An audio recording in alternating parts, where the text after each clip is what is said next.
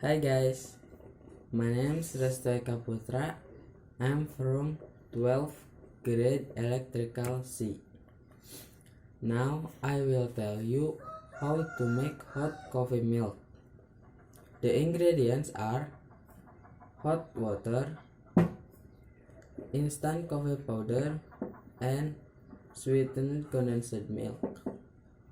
Then the tools are a glass and a spoon. The steps.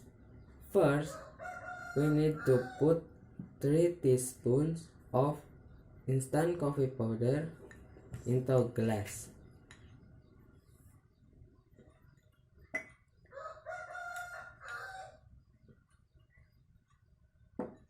Then, add 1 tablespoon of sweetened condensed milk.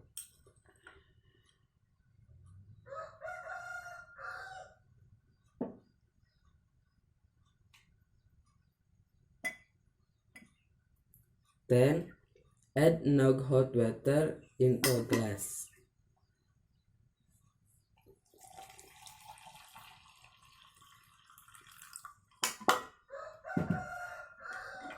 And stir it until well mixed.